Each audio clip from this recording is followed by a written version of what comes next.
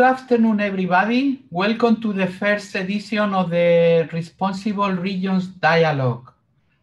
The Science with and for Society projects is a very good opportunity to meet regional practitioners and people from academia and research to foster different aspects that are relevant for the society, and in our case, very important to improve as a regional development practitioner the way that we plan how the strategies of smart specialization and any other strategies for economic growth work. And it is not so common to have in this type of project both types of actors working together so well. And we decided that it was a good opportunity to establish these dialogues. We don't call them webinars, but dialogues between practitioner and academia.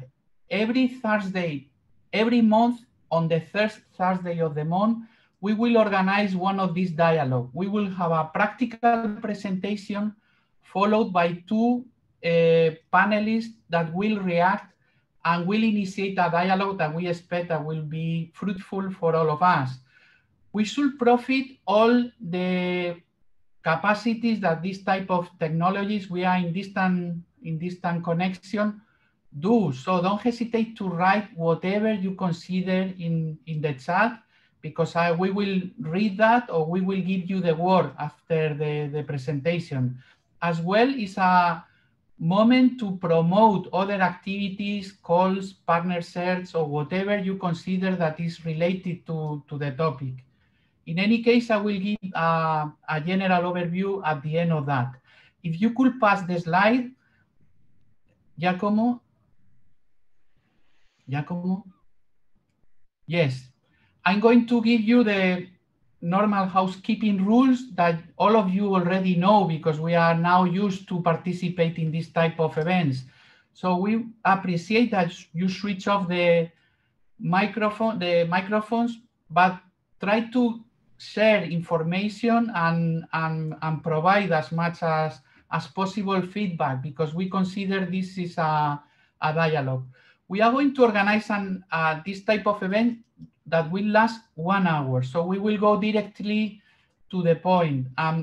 Please consider that these dialogues are going to be recorded, because we think it's interesting, and we have a very difficult agendas, and some of the participants will not be able to follow all the series of dialogue that we are going to do during the next year, and probably they miss some of them and will be recorded and uploaded in YouTube and in the page of the TeRRItoria project, that is the one who helped us.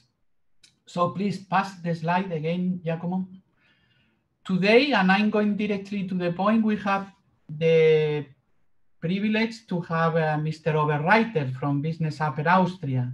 He will give us a presentation about the smart specialization in his territory, and after that, two experts in smart specialization will initiate the dialogue. In order to give you an overview of the agenda, I'm going to say, well, my name is Esteban Pelayo. I am director of the European Association of Development Agencies. I would like to say, and it's for me to say that Business Upper Austria is one of the best development agencies in Europe.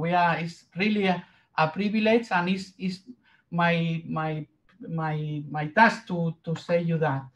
It's a typical entity which has divided the different support departments, as you could imagine. So it's one supporting investors with the grants, another one supporting innovation, other one supporting internationalization, and the one that Mr. Oberreiter, and cooperation. Cooperation is really important in Business Upper Austria, because the cluster and how they manage the cluster is an example for all of the regional economic practitioners. So they have very well established a cluster policy, bringing together the industry with the knowledge base. And there is another department, which is the strategic one, which is less known by the general public, but it has a lot of importance, and Mr. Oberreiter is one of them. Let me give you a little bit more of the context. Upper Austria is around 16–17% of the population of Austria. It's 1.4–1.5 million of inhabitants, while Austria is around 9 million of inhabitants.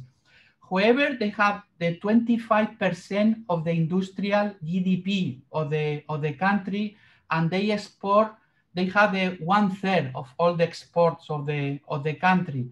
It's a location with a good industry who has renovated and is providing industrial byproducts and industrial supplies to other countries. Germany, as you all know, is close. It's a border region, so they have a lot of relation with the German industry in the south, but as well it's a very open economy with a good on machinery, equipment, industry, chemical, plastic, and automotive. So it's for us a privilege to have Mr. Oberreiter.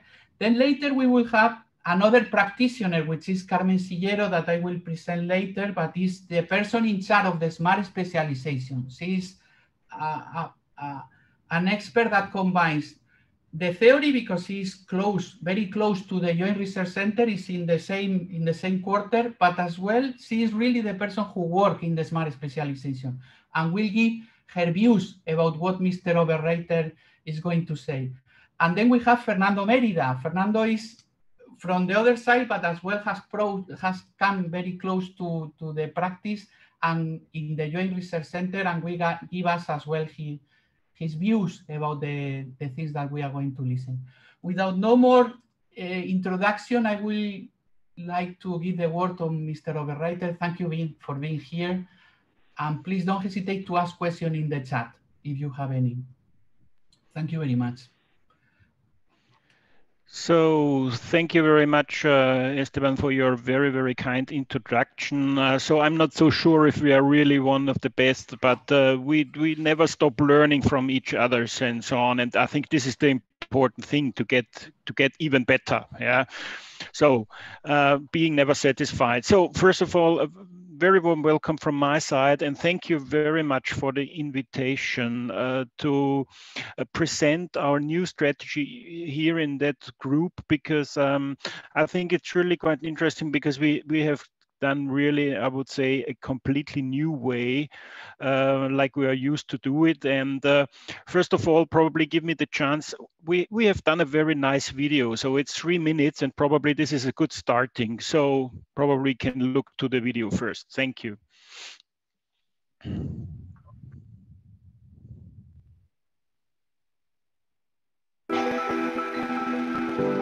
Open up new routes. Ongoing future-safe development. With Upper Vision 2030, we are starting a new chapter for Upper Austria. The economic and research strategy is the key to ensuring the attractiveness of our location over the long term. We are building on our existing strengths to take on the great challenges of our time.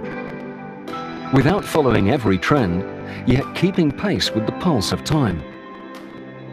We are looking far ahead, but planning in small steps. Upper Vision 2030 focuses on the people at the location. Together with them, we are shaping the future of Upper Austria. They enable us to continue developing our technologies and competencies, combining traditional concepts with the latest digital methods, building bridges between disciplines that previously stood apart. Over the next 10 years, we will focus on 4 key areas of action: digital transformation, efficient and sustainable industry and manufacturing, systems and technologies for people, connected and efficient mobility.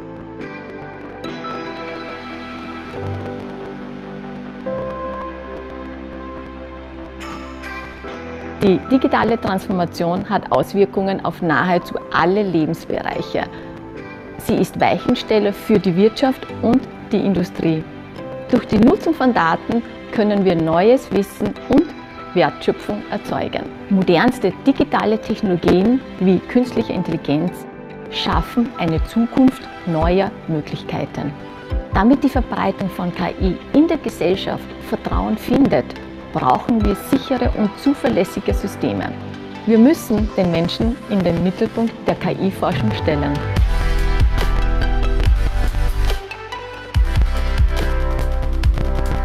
Oberösterreich ist das Industriebundesland Nummer 1 in Österreich. Der Klimawandel stellt uns vor große Herausforderungen. Zur Stärkung der Industrie müssen wir unseren technologischen Vorsprung weiter ausbauen. Durch innovative Umwelt- und Energietechnologien ermöglicht die Industrie eine effiziente Nutzung der Ressourcen. Somit können Kreisläufe geschlossen werden und die Produktion wird effektiver. Die Interaktion zwischen Mensch und Maschine wird sowohl in der Produktion als auch im Alltag immer mehr. Und doch haben Maschinen noch kein intelligentes Auge für uns. Zur Entwicklung innovativer Systeme müssen wir den Menschen in den Mittelpunkt stellen und ihm ein sicheres und effizientes Umfeld schaffen.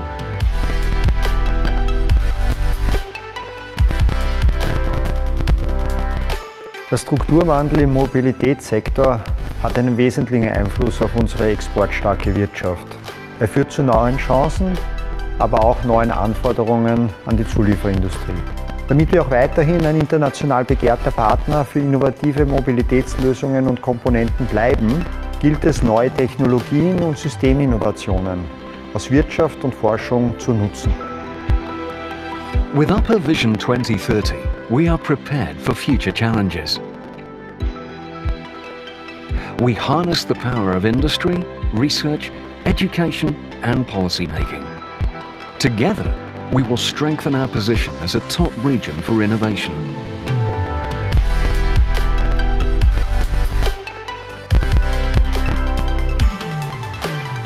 Upper Vision 2030, our strategy for the future of Upper Austria.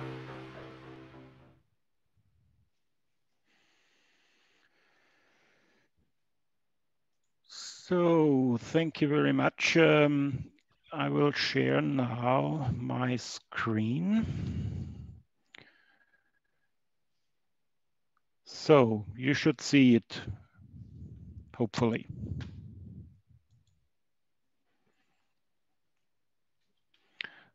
So, I have now, okay, so now it's working. So, after that introduction, just one word. Upper Austria really has, I would say, quite a long tradition in, I would say, smart specialization or strategic concept. We already started in 1998 with our first strategic program, which was called Upper Austria 2000 plus. At that time, we had three strategic fields, yeah, and this program will end roughly a budget of 300 million euro. Thereof, 80 millions come from the regional government. So, and there was quite a follow-up on several other programs, and the latest one was from 2014 to 2019.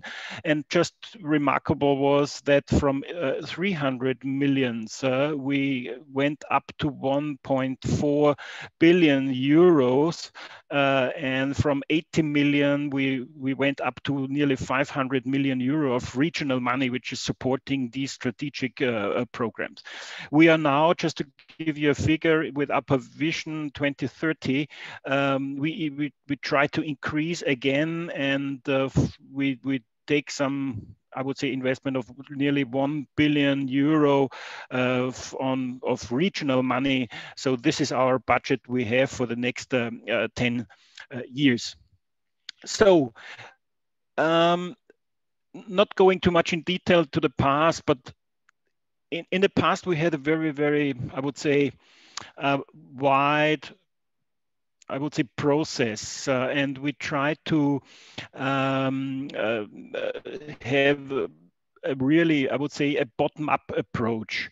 And in the latest 4 programs, so we were always in discussions quite a lot with our stakeholders and system partners, with the university, etc., etc. At that time, we also did so, but we made a slightly different approach. We just said, okay, we want to have this strategic framework for activities with a clear focus, and this was also, I would say, a paradigm change, not just a basic and a thematic framework for the allocation of funds, and also for the legitimacy for funded measures. So it was also a change in the mindset of our politics, not having, I would say, I always said it's some kind of telephone number book. Yeah, when you ask the stakeholders, when you ask the location partners, what would you like to have, then you have a little bit more of the same. And on the other hand, you have, of course, if you have these kind of strategies where all the keywords are in and so on, it's of course easy for the policy and for the politics or for the government to say, okay, you want some money from the regional government, let's see if your keyword is in that book or not, and then you get some funding or not. Yeah. So, and this mindset really we tried to change completely. And as I already said, it was we tried to have a clear focus on a few significant strategic issues. And what was also important for us is that, not like in the past, and I think this was always the key. In the past, we always ask our stakeholders, yeah, the research institutions, the universities, also the companies, look, these are our activity fields, and now tell us what we should do. And then, of course, you have some processes and discussions and workshops and so on. And at the end of the day, you come up with the dreams and with the wishes to the Christ child. And this time we make it completely different. We said, you do not tell us what we can do for you. You tell us what you can do for the region. And this was a completely change in the mindset, which was a little bit established in the last 30 years, yeah, for especially for universities, for RTOs, and for the companies, yeah, but also for the government and for the and so on. So moving away from these established practice was I would say one of our new logic, yeah, and it was possible because the politics really, I would say, strengthened us in that idea, and so it was, I would not say it was easy, yeah, it was really tough to change this mindset, but I think finally we succeed. The only thing what we wanted is that what we learned from the past programs, this continuation of this adaptive chain of innovation. So we were always looking, and this was also said in the video, we were always looking on this triangle that we see: research, economy, and education, because it makes no sense to push on the economy side or in the research side one topic and you do not have the people at the end of the day. So you have to foster, I would say, all the peaks of this triangle. So, and of course, in our region, we have some core competencies and key technologies. Yeah, Esteban already told us we are the industry region in Austria #1, but we have one very specific fact in our region compared to the rest of Austria. In Upper Austria, 76% of all R&D expenditures, yeah, come from the industry and from the companies, which is exceptional. Companies are really front runners in their niches. They are world market leaders in their niches, very small, sometimes completely unknown, but very, very successful. Just to give you the number for Austria. In Austria, we have roughly 48% of R&D expenditures from companies. So this is the average for Austria. So we are nearly 30% higher in that, which is a really exceptional situation.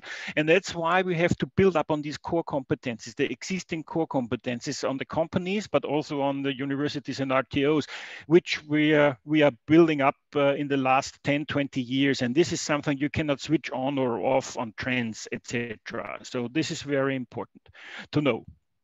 So what was really, or how do we make the difference to the previous, I would say, 5-year plans? This was really the awareness. We take a long period of time really to create awareness along all the location partners for, I would say, the trends which are important for our regions, and to discuss this also properly.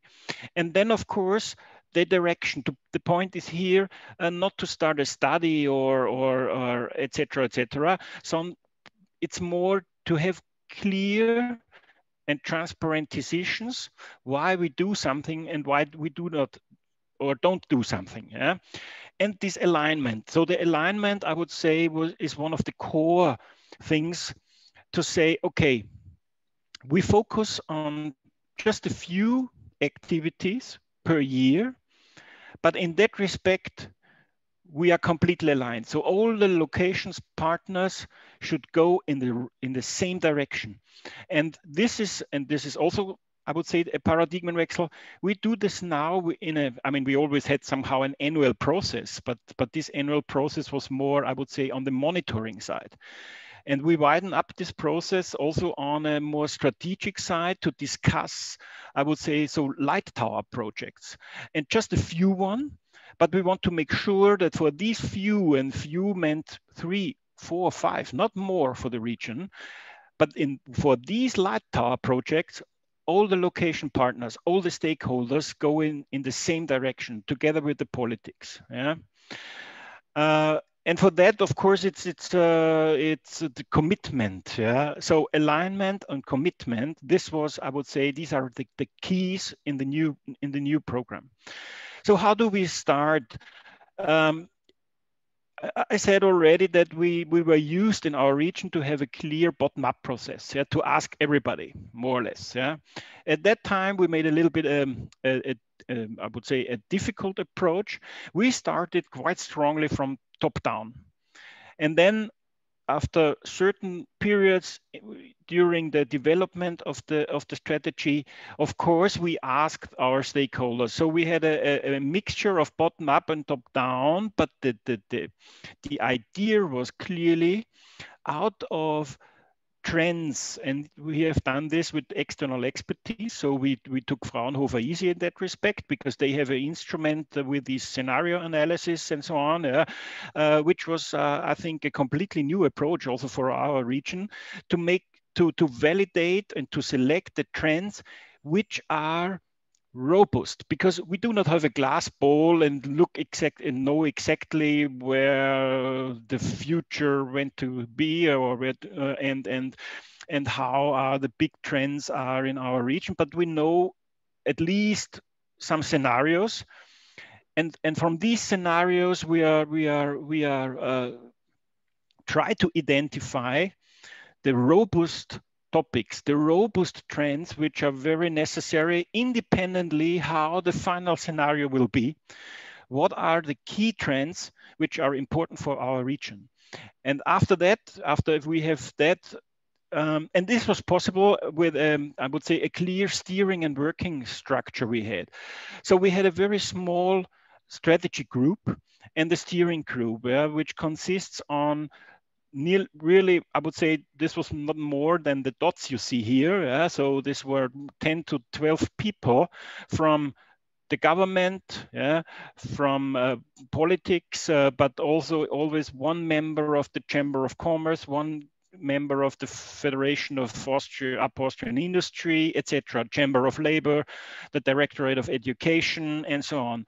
And in the first period, we were working so this top-down approach, we mainly work together with external partners so that they have an external view on our region, not just always discussing the internal. If you discuss always with the same people, you get more of the same. And this was something which was at the beginning very strange to a lot of for our local partners. We were just asking, for example, the Future Academy, which is in Upper Austria a regional network of companies and I would say academia. We had this international network and this international view with Fraunhofer ISI, and we had a national. So we are also asking how the other regions see Upper Austria, and we take here the expertise of our national platform for Industry 4.0, because this is a quite nice platform in Austria where quite a lot of stakeholders are discussing I would say in a very open way.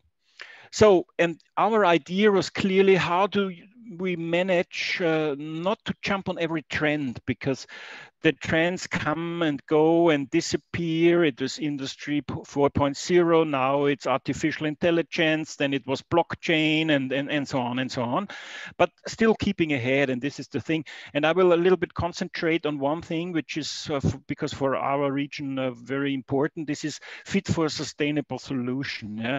To have a clear narrative also for the people in the region to understand what we want. And our goal is clearly that in 2030, Upper Austria will be perceived as an industrial region that acts sustainable and that people want to live in. Yeah, because as already seen in the, I would say in the video, what we found out, no whether which trends we will follow or no whatever with the future is or the development of some key competencies or whatsoever, the core are the people in our region. And for that, we need educated and skilled labor. That's it. Yeah.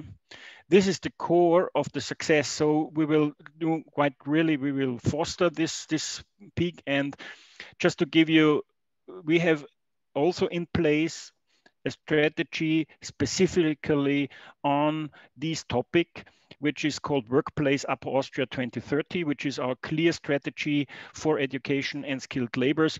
And what was also new is that we say, and I will not go through all these lines, but just to point out a few, we were always focusing quite a lot on technical skills. They are important, no matter, and no discussion for that.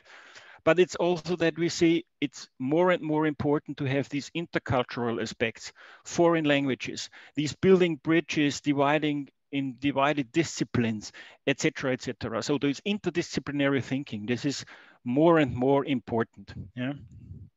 So this is probably, I would say, one graph which shows a little bit the idea. So we were coming up at the end of the day of our discussions or of our process that we say the efficient and sustainable industry and manufacturing and everything which is from the Paris regulations and so on, and CO2 discussions, reduction of CO2 is for an industrial region one of the most important things.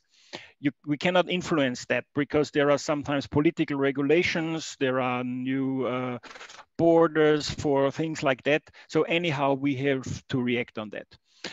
Connected and efficient mobility is also something which will infect our region dramatically, yeah, which is completely clear. More than 70,000 people are somehow linked to the automotive business in our region.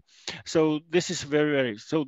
These structural change in the automotive sector, in the mobility sector, no matter if we like it or not. So we are very strongly connected to the Bavarian OEM industry, yeah?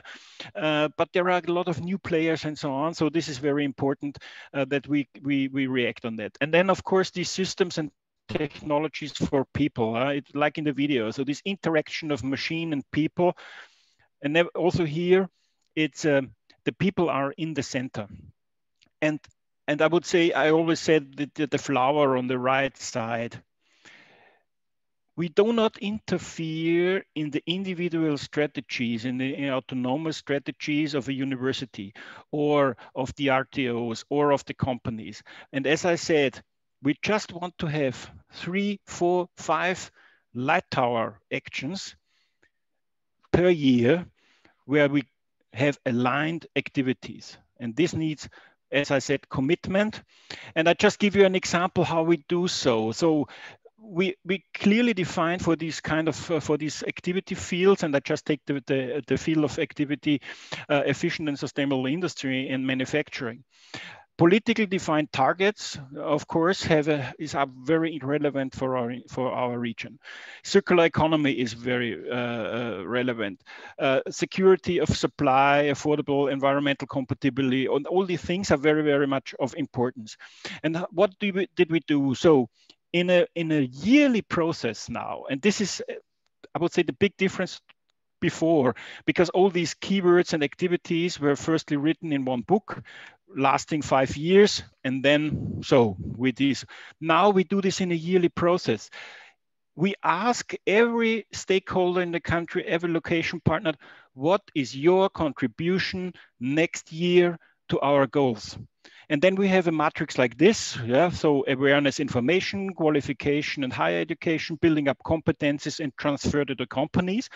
And then we make I would say a classification also on low and high level. I mean, high level means, I'd say, a PhD program or something like this, yeah. And low level means, low level does not just also mean it could be monetary, but also in the intention and so on. And then we have a yearly discussion on these activities. Are we okay with the number of activities? Are we okay with the levels of activities? Or do we have something missing? Like here, for example, this transfer for companies. We were missing low-level activities on that. And this is discussed on a yearly basis. And as I already said, in the past, we had an annual process which were more or less just linked to the monitoring. And now we do a yearly evaluation. We do a yearly monitoring on the fields of activities. We clearly look on the status quo of the activities. And then we have an input and feedback also from the Research and Technology Council of Upper Austria. And then we go in a concept phase again. We really look always, are the measures correct? Are the activities correct? Are still our goals correct? Etc., etc. And we do this on a regular basis. And once per year, it's roughly November, December, we have this location partner conclave. So there are really the responsible people of our region, which means these are the directors of the universities, which is then from the government, the responsible minister, from etc., etc. And they meet once per year in a very open discussion. Are we on the right track? Yeah. And we do this on a regular basis now. Yeah, it's really an annual process. And we think, we also ask our activity fields, but we think based on our process that we expect that on a macro level, these activities are more or less robust. We look clearly, I would say, in our goals, and we look clearly on, I would say, the external influences in that respect, but still we think 2 to 3 years, I would say they are also quite robust, but the activities are on a yearly basis. And just to see how it worked, because we started in February with the new process and then COVID comes. Yeah? So it was more or less really a very exceptional phase. But we have seen that the process already was working because we were clearly, and we adapted immediately. We were able to adapt these flexible process. We have done some questionnaires on the stakeholders, how they were influenced, what are still, or what is the influence on COVID on our activity fields, etc., etc. So we were able really to react immediately, get into discussions with the location partners and say, okay, what are our activities? Are our activity fields still robust, or do we have to change? And just to sum up of all the discussions we had, COVID-19 just made a few things, I would say, or let me say the other way around. The fields of activity, we are still very robust, so there will be no change. But some of the things might come much quicker. For example, some in the area of digitalization, for example, COVID showed clearly that there was an enormous push in the digitalization area due to COVID. So, and I'm looking a little bit to the time. Oh, so I have to hurry up. And just to give you so we do some of these activities, we prolong for the next years, but there is always place for some kind of input. We call it Restart Upper Vision 2030, because we really adapted the process quite a lot. But so what we try is really that we implement the new approaches and the new findings in our new process. And of course we have, and this is, I would say, in our region already, I would say somehow very nicely established, the governance of this program. So the state of Upper Austria, so that means the Department of Economy and Research, together with us, with the Business Upper Austria, mainly my department, we are the process coordinator, and we are the operative, I would say, core who push these strategy.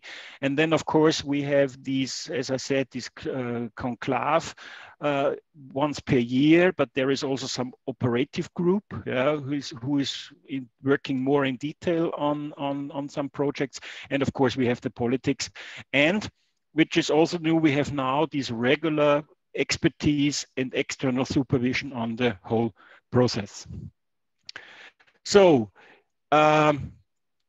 just to give you what is our task in that group, I don't want to go in detail. I think we can distribute, or the presentation can be distributed with no doubt. So I think what the most important thing for us at the moment as location agency is these development and processing of regional funding instruments. This becomes more and more important, but also these foresight projects and trend analysis becomes more important than it was in the past. And also this internationalization as a whole becomes much more important as a glance. So these were a little bit the changes out of the process for our daily work, just to give you a little bit an overview. So this I will skip due to the time. And this is our program book. If you want to have more details, you can find everything on www.uppervision.at. So there is everything for download.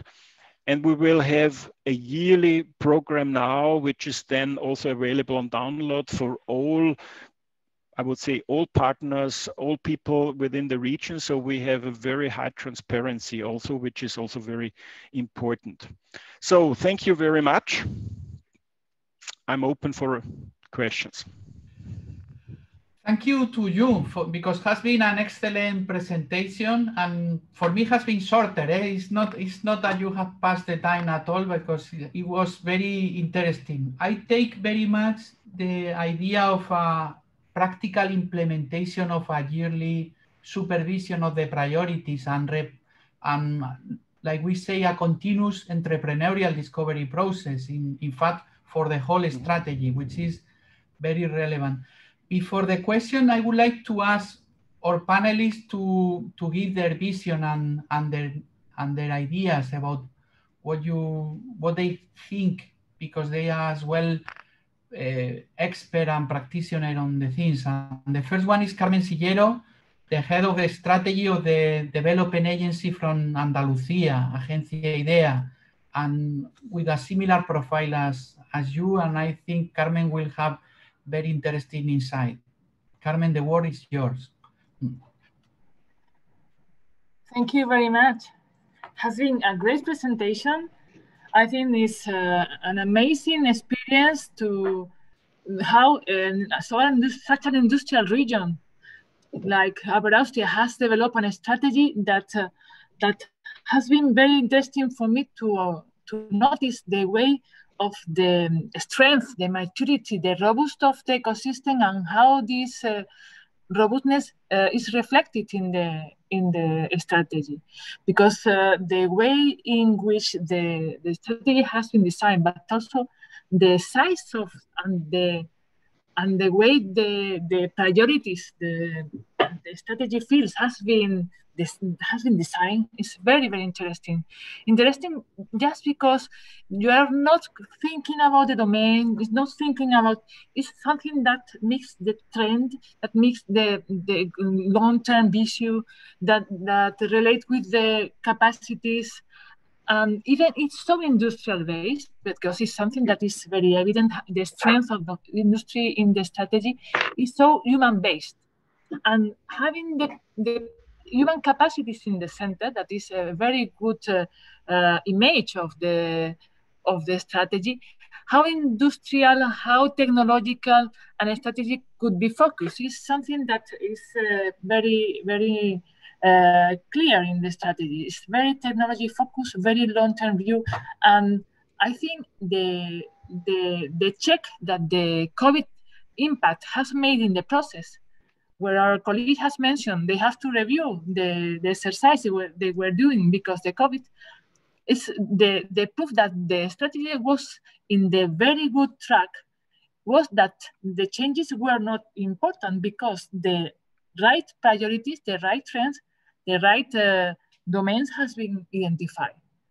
And the flexibility they have included in this strategy, in this term strategy, I think is the key in order to make it sustainable, because all the people like us that have made strategies, we have been learning along the process, and sometimes we have tried to be very, very participatory, trying to give the voice to everyone, trying to conceal all the wills. And in the end, we have built something very, very participated, very, very open, but with a very difficult governing process, and in the end, very difficult to be real and to achieve the goals.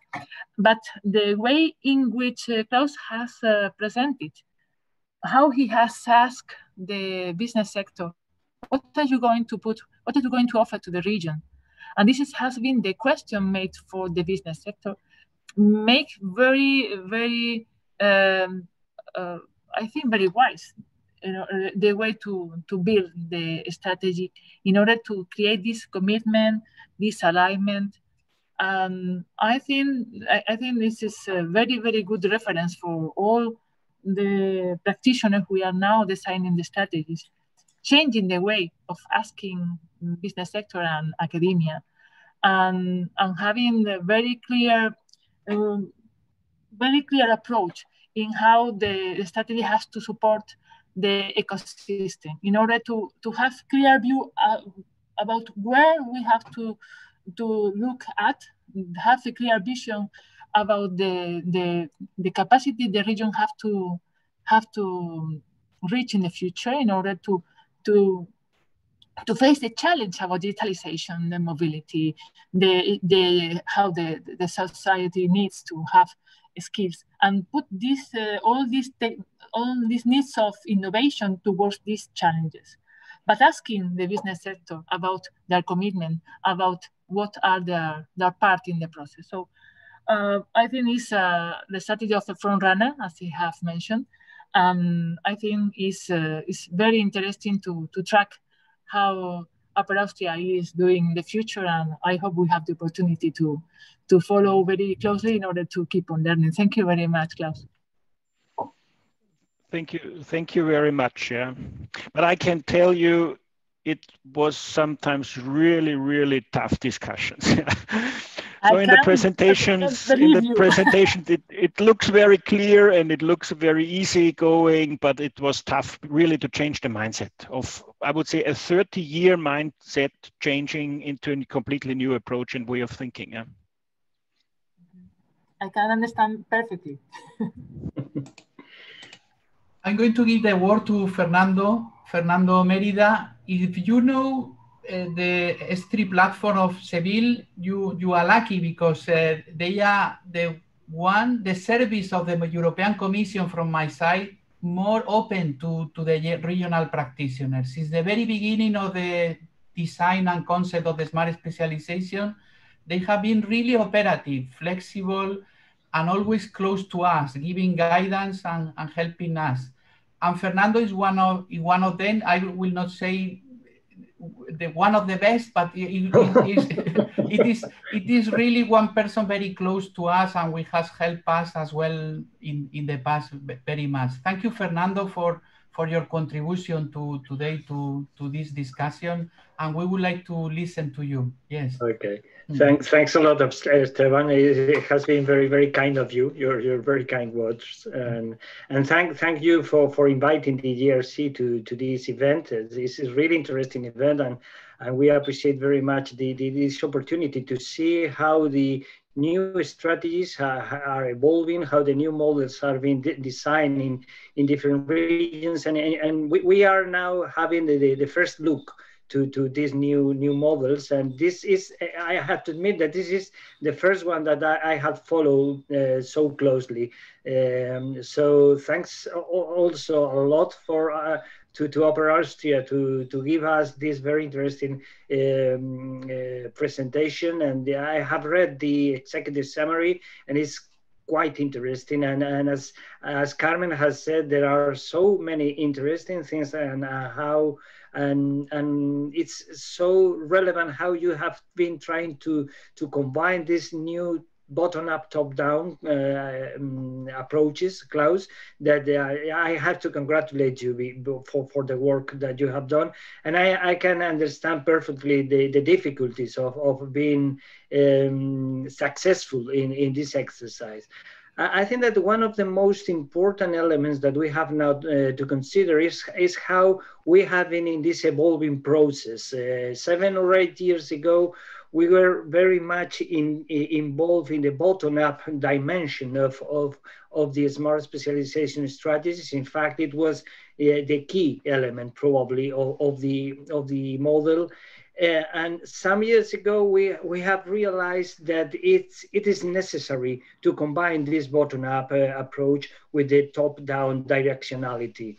If it is the best way to get both the positive ways, the positive effects of both directionalities.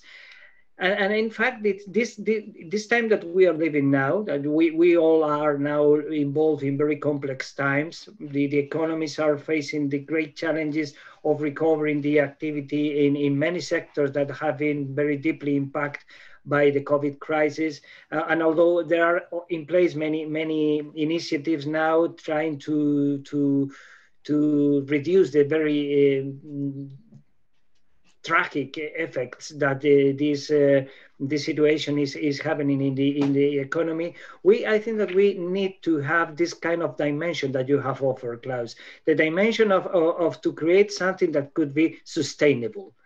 And this is very much in line with the Commission is trying to thrust for the next programming period around the European Green Deal initiative. The idea is that, of course, we have been working against climate change, for instance. We are aware of all of these relevant situations that are putting in danger our society. And in fact, the current programming period was trying to put inputs, important inputs in energy efficiency, for instance, or in general in the low carbon economy and so on. But we think from the Commission that we now have to go deeper. We have to create policies around that. We have to create policies that produce economic growth based in sustainability. So that's why we are in the ERC. We are working now in this concept of working not in the IS3, that is the concept that we know, but the IS4, including the S of the sustainability in this concept. It's not very much the change, because we are continue working in this transversal initiative where the participation of the different relevant agents of the ecosystems has to be present. It's a question of changing a little bit on the mindset to include many of the things that you have mentioned in your presentation, Klaus. That these elements should be there for a sustainable growth that has to be maintained over the time. And going to your presentation and the really interesting information that you gave us, added to the things that Carmen has said, that she has pointed out very, very relevant things that I have also in my notes here. But going a little bit beyond, I think that, of course, it's important. For me, it's quite relevant to see what are the priorities that you have selected, because it's a clear indication that you have a very strong system and you can collaborate with the different stakeholders. This is a fact. But I think that the thing that I like the most probably is this concept of awareness, alignment, and commitment that you have mentioned, and that is a key factor in your strategy, because all of these concepts are very, very much involved with this responsible research and innovation, this RI, because you are involving, you are engaging, you are not only consulting, you are involving all of these stakeholders in the long run. For instance, this monitoring, the year monitoring, the yearly basis monitoring, for me, I think that you are going to have a lot of job to do to maintain it, but it is a wonderful idea when you are able to get the engagement of all these stakeholders to discuss with them at what level the ideas that were proposed at the beginning of the period has been proved, has been succeeded, or has failed. The possibility to discuss in a yearly basis is really wonderful, and you are going to get it because you have this process of awareness and alignment, and you get the commitment of people. Other point that I liked very much is when you refer to the skills, to the second and tertiary education, because we are completely convinced about the need to improve, to change, to improve, and to adapt the skills and the talent of our new young people for preparing themselves properly to the time to come. The time to come is going to come very fast, but the education in most of our countries in Europe is not going so fast. So we need to improve this. We need to improve also the channels, the communication between the productive sector and the educational part of the system. And finally, I talking about something that I am very involved in, that is interregional cooperation. You know probably that we in the ERC we have been working with the interregional partnerships. Upper Austria is part of 4 of them. Upper Austria is now in the high-performance production through 3D printing, bioeconomy, safe and sustainable mobility, and sport. But looking at your strategy, there are plenty of other activities that we are now in place and that we understand that are going to have an important development in the next programming period. There are some interesting partnerships that you have to consider related with high performance. I have the list here.